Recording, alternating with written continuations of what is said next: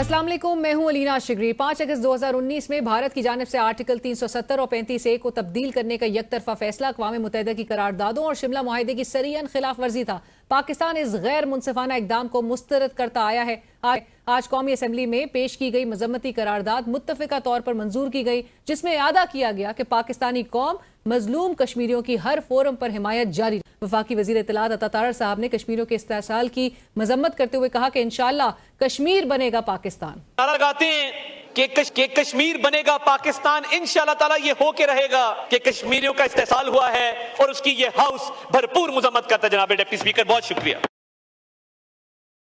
साबिक वज़ीर आज़म इमरान खान की गिरफ्तारी के 2 साल मुकम्मल होने पर पाकिस्तान तहरीक इंसाफ की जानिब से दी गई एहतजाज की कॉल पर डिप्टी वज़ीर आज़म और वज़ीर ख़ारजा इसहाक़ डार साहब ने यौम इस्तेहसाल कश्मीर की तकरीब से खिताब करते हुए कहा कि काबिल अफसोस है कि आज का दिन सियासी सरगर्मियों के लिए चुना गया। ये बहुत ही गलत फैसला है और मैं इसकी मजम्मत करता हूँ।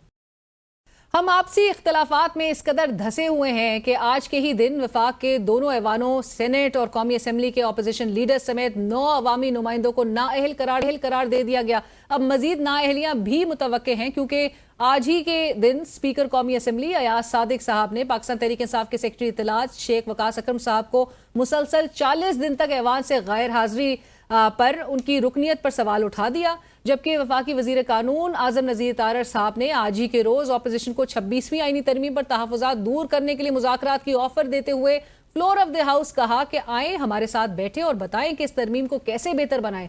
हम कल थे, आज भी तैयार है। माहौल गर्म करने और कागज फाड़ने से मसला हल नहीं होगा, मसला बात करने से ही हल होगा। आए बैठते हैं, मिल बैठ के, बल्कि मैं 108 तरामीम का एक मुसवदा, आए सारे मिल बैठ के उसको एग्जामिन करें। हम पहले भी तैयार थे, वज़ीर आज़म पाकिस्तान की हदायत के मुताबिक हम आज भी तैयार हैं, लेकिन सर माहौल की इस गर्मी में डॉक्यूमेंट्स फाड़ने से मसले हल नहीं होते। आए इस डायलॉग के लिए बैठे।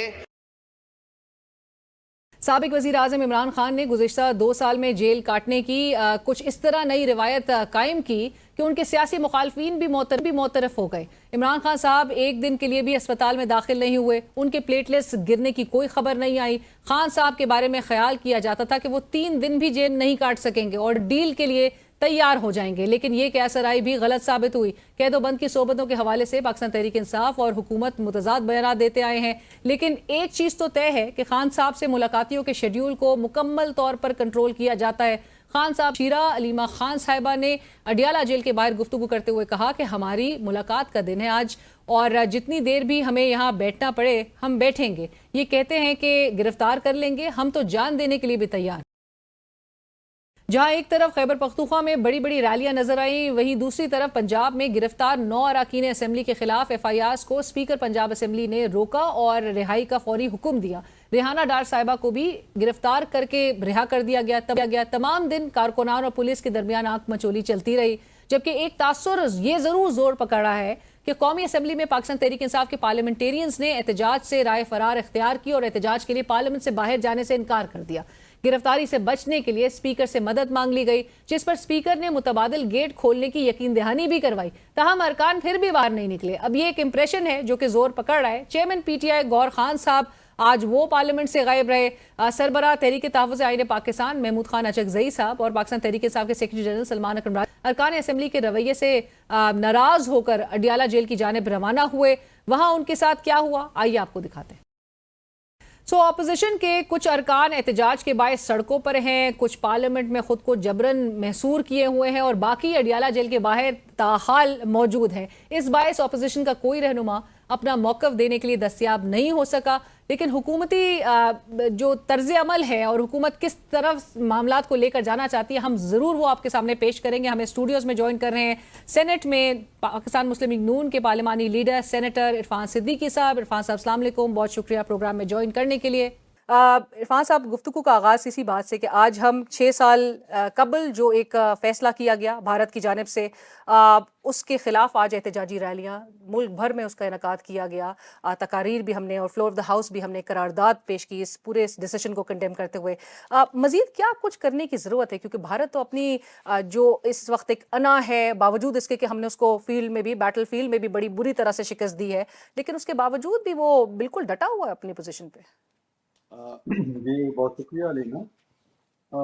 آج آپ نے دیکھا کہ پاکستان بھر کے اندر ایک بڑے جذبے کے ساتھ کمٹمنٹ کے ساتھ یوم استحصال کشمیر، اس کا مطلب یہ ہے کہ ہم جو 6 سال پہلے ایک وقوع کیا یا ایک زیادتی کی یا آئین کے اندر جو ایک خصوصی حیثیت حاصل تھی مقبوضہ کشمیر کی، اس کو ختم کر دیا گیا۔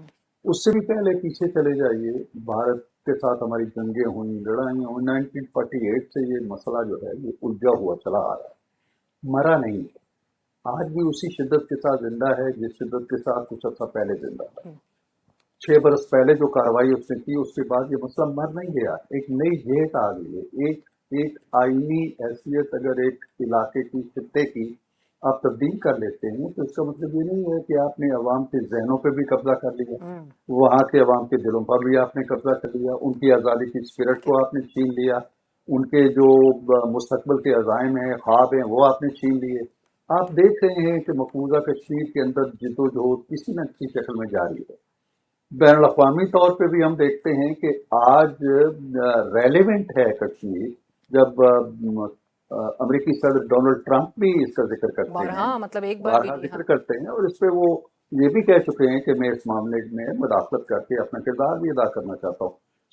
سبق یہ ہے کہ آپ کچھ بھی کر لیں، آئینی ترمیمیں کر لیں، آپ لوگوں کو ذبح کر دیں، آپ ہزاروں لوگوں کو مار دیں، آپ آبادیاں ختم کر دیں، آپ قبرستان بھر دیں، جو آزادی کی اسپرٹ ہے وہ مرتی نہیں ہے۔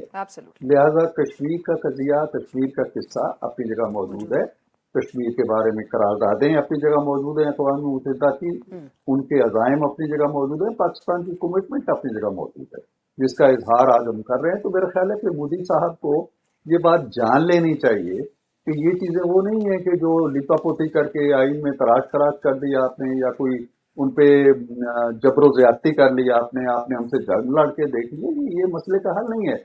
آپ کو اقوام متحدہ کی قراردادوں کے تحت جو ہمارا مطالبہ ہے ان کو حق رائے دہی دینا پڑے گا، ان سے پوچھنا پڑے گا کہ آپ ہمارے ساتھ رہنا چاہتے ہیں یا پاکستان کے ساتھ جانا چاہتے ہیں، ادروائز کوئی راستہ نہیں ہے اس کا۔ ایبسلیوٹلی۔ عرفان صاحب، سائملٹینیسلی ہم آج ملک میں ایک طرف اپوزیشن کو دیکھ رہے ہیں، اور بلکہ آپ کے ہاؤس سے بھی جو لیڈر آف دی اپوزیشن ہے وہ بھی آج ڈسکوالیفائی کر دیے گئے، نااہل ان کو قرار دیا گیا الیکشن کمیشن کی طرف سے۔ قومی اسمبلی میں بھی لیڈر آف دی اپوزیشن، قومی اسمبلی میں پی ٹی آئی کی جو پارلیمانی لیڈر ہے، اینڈ بشمول ان سب کے 9 ارکان اسمبلی اور سینیٹرز نااہل قرار پائے ہیں۔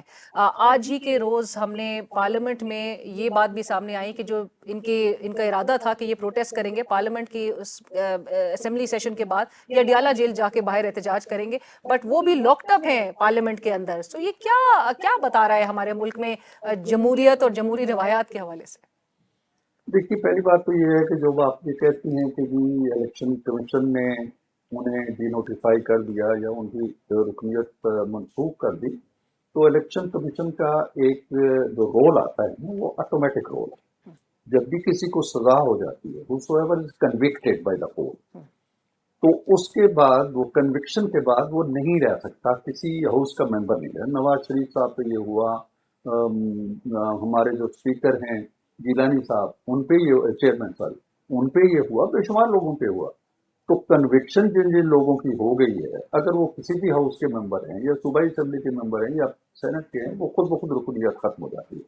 الیکشن کمیشن ہے جسٹ نوٹیفائی کہ یہ ختم ہو گئی ہے، ان کی جگہ نئے بندوں نے آنا ہے۔ سو الیکشن ڈونٹ یو فیل کہ یہ ہیسٹ ذرا ایک تیزی اس میں؟ کوئی ہیسٹ نہیں ہے۔ The moment they are convicted, ان کی فوری ڈسکوالیفیکیشن ہو جائے، وہ ہو گئے، وہ آٹومیٹیکلی ہو گئے۔ اس کے بعد ان کا نوٹیفائی ہونا، آج ہو جائیں یا کل ہو جائیں یا شام کو ہو جائیں، اس کے بعد پھر الیکشن بھی ہونا ہے۔ اور پھر وہ بائی الیکشن کے جب شیڈیول آئے تو وہ یہی جمشید دستی صاحب ہوں یا عبداللطیف چترالی صاحب ہوں، ان کے حوالے سے وہ اسٹے آ گئے اور عدالت نے کہا کہ اس کو فائنلٹی نہیں ابھی ملی ہے۔ لیکن اب اسٹے ان کے بھی آ جاتے ہیں، بالکل، تو صورتحال بدل جائے گی نا۔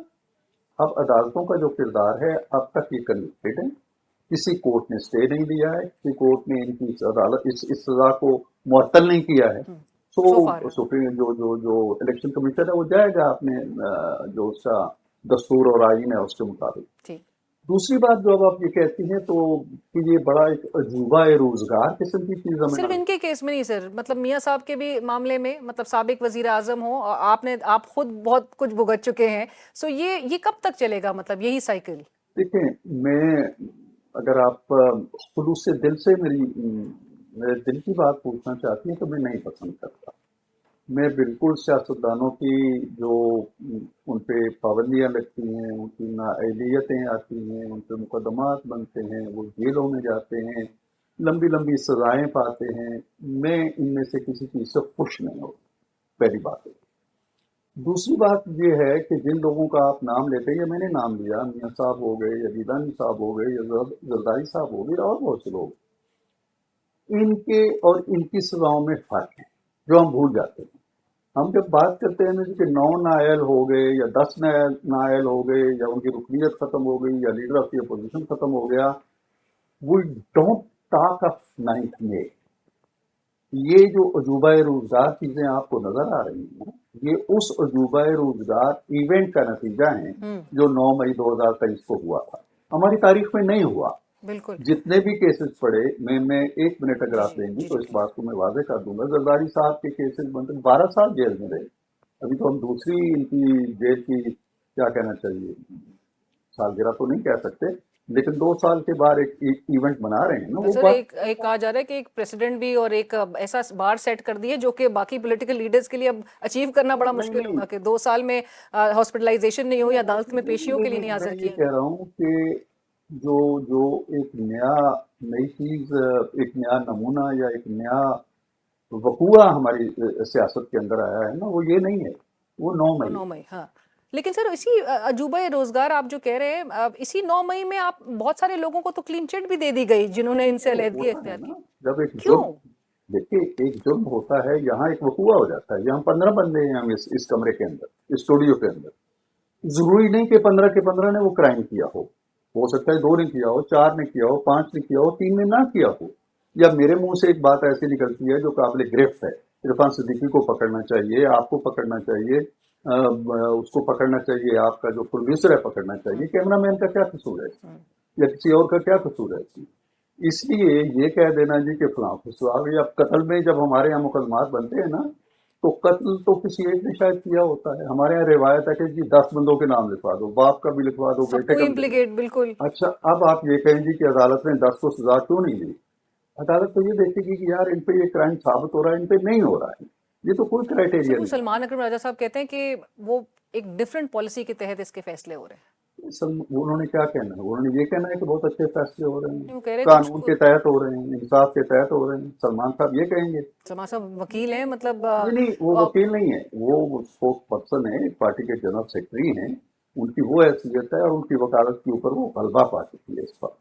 حالانکہ میاں صاحب کے وکیل وہ تھے پاناما کے اس معاملے میں۔ وکالت کا کردار اور چیز ہے نا، اس وقت وہ سیکرٹری جنرل ہیں ایک پارٹی کے، جب ہماری وکالت کر رہے تھے تو وہ پی ایم ایل این کے سیکرٹری جنرل نہیں تھے، وہ صرف وکیل تھے۔